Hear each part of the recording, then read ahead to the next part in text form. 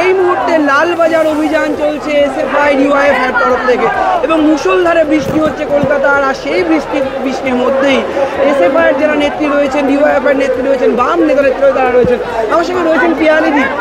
আপনি একজন এভারেস্ট জয়ী, মুষলধারে বৃষ্টি, তার মধ্যেই মিছিলে হাঁটছেন লালবাজার অভিযান, কি বলবেন সব মিলিয়ে? দেখুন, যেটা ঘটেছে খুবই তো নৃশংস ঘটনা এবং তার তথ্য প্রমাণ লোপাট করে দেওয়া হয়েছে, সেটাকে সবচেয়ে বড় কথা। আজকে বিচারটা কিসের উপর ভিত্তি করে হবে? তথ্য প্রমাণে যদি লোপাট হয়ে যায় এবং পুলিশও প্রথম থেকে ভুল করে তার মা বাবাকে চালিত করেছে, এফআইআর করার আগে তার বডি পুড়িয়ে দেওয়া হলো, তাহলে জনগণ যে বিচারের আশায় বসে আছে, বাস্তবটা বলতে গেলে বিচার পাওয়া, সঠিক দুষ্কৃতি ধরা পড়া খুবই কঠিন। কারণ ডিএনএ টেস্ট যে হবে, সেই তার বডি যে পুড়িয়ে দেওয়া হয়, তাহলে কতজন ওই অত্যাচারে যুক্ত ছিল সেটা তো আর বোঝার কোনো উপায় রইল না। আর তারপর কি যে আমরা যে জাস্টিস চাইছি, সেখানে রাজ্য সরকার কপিল সিব্বালের নেতৃত্বে 23 জন আইনজীবীকে এখন নিয়োগ করেছে নির্যাতিতার বিরুদ্ধে এবং তাকে পার ডে 20 লক্ষ টাকা করে পেমেন্ট করা হচ্ছে, সেটা আমরা জানতে পারছি।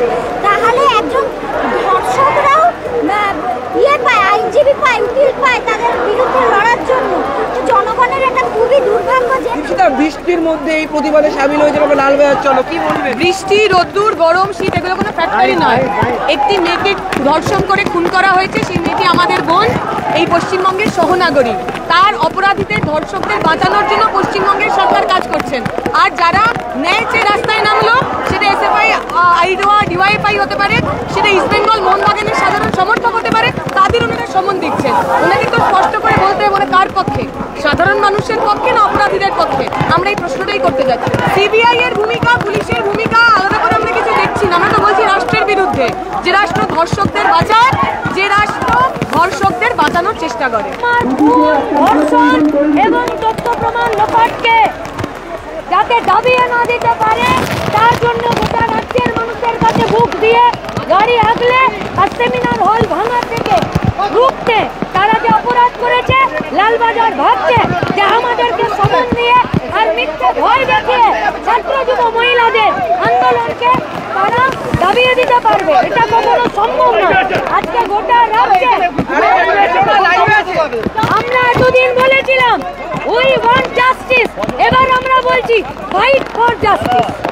বাড়িতে লোক ডেকে কেউ দরজা বন্ধ করে এই প্রথম দেখলাম। এটা বাংলা সংস্কৃতি নয়, এটা তৃণমূলের পুলিশ মন্ত্রীর সংস্কৃতি। বেআইনি ধরপাকড় চলবে না।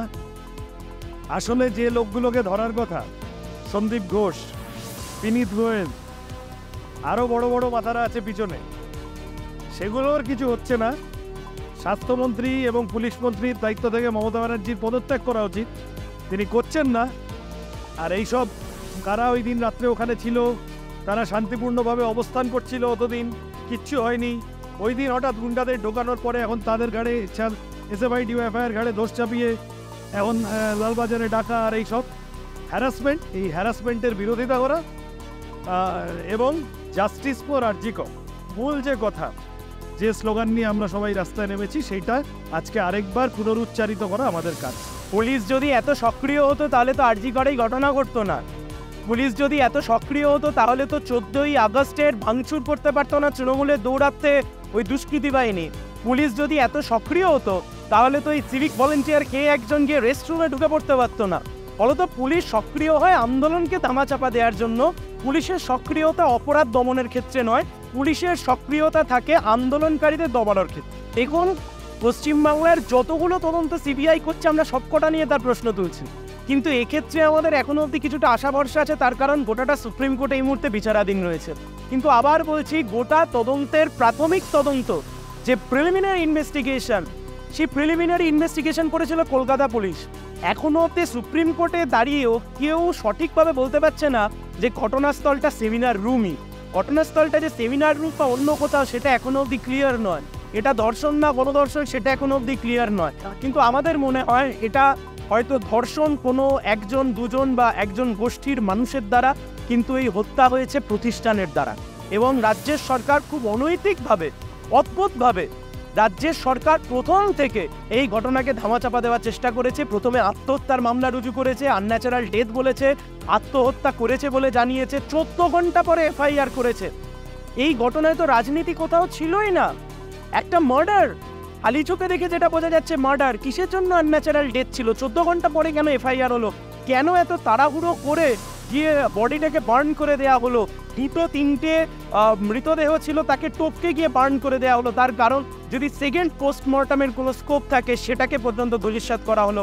আমাদের কথা খুব পরিষ্কার, আমরা বিচার চাইছি এবং সেই বিচারের দাবিতে আমরা লড়ছি। এবং সেই বিচার শুধুমাত্র এই বিচার নয় যে ওই যেটাকে ধরেছে তাকে ধরে ফাঁসিতে ঝোলাও, আমরা চাইছি এন্টায়ার বিষয়টাকে আনাত করতে।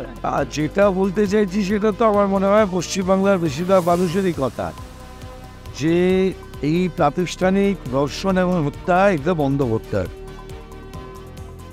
আরজি করের ঘটনা আমাদেরকে প্রথম দেখালো যে এটা প্রাতিষ্ঠানিক ধর্ষণের মত। একদিন এই ঘটনা ঘটেনি। একটি রেসপন্সিবল হেলথ অ্যাডমিনিস্ট্রেশন থাকলে একটি রাজ্যে কি অবস্থা হতে পারে আমরা সেটা পরিষ্কার বুঝতে পারছি। আপনারা দেখেছেন যে আরজি করের ঘটনার জন্য যারা দেখতে পাওয়া যাচ্ছে যেগুলো ঘটনাগুলো আসছে, যে ইনস্টিটিউশনাল ইরোশন, এটা একদিনে শুরু হয়নি। জয়েন্ট প্ল্যাটফর্ম ফর ডক্টরসের পক্ষ থেকে দিনের পর দিন অ্যাফিডেভিট করা হয়েছে, রিপ্রেজেন্টেশন দেওয়া হয়েছে। এই ডক্টর সন্দীপ ঘোষকে নিয়ে যে কেলেঙ্কারি, সন্দীপ ঘোষ মানে তাকে চারিদিকে গার্ড করে থাকা কয়েকজন ডাক্তারবাবু, তার মধ্যে ডক্টর পালের কথা উঠে আসছে, যিনি সন্তানের কেউ নন, কিন্তু শোনা যাচ্ছে তিনি ডিফ্যাক্টো হেলথ মিনিস্টার হিসেবে কাজ করে যান।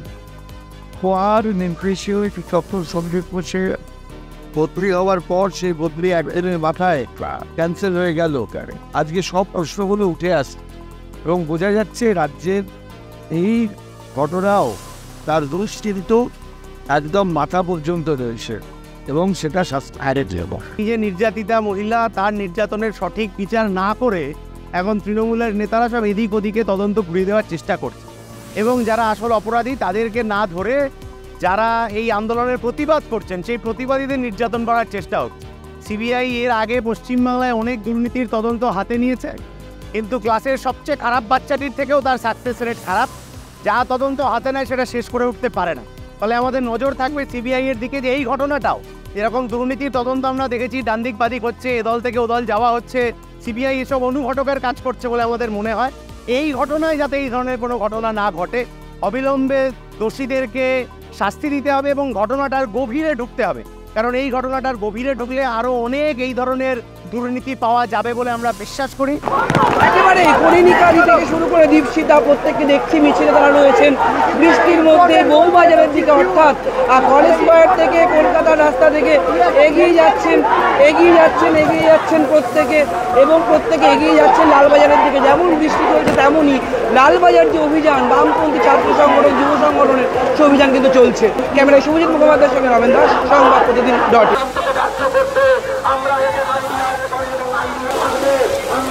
.in।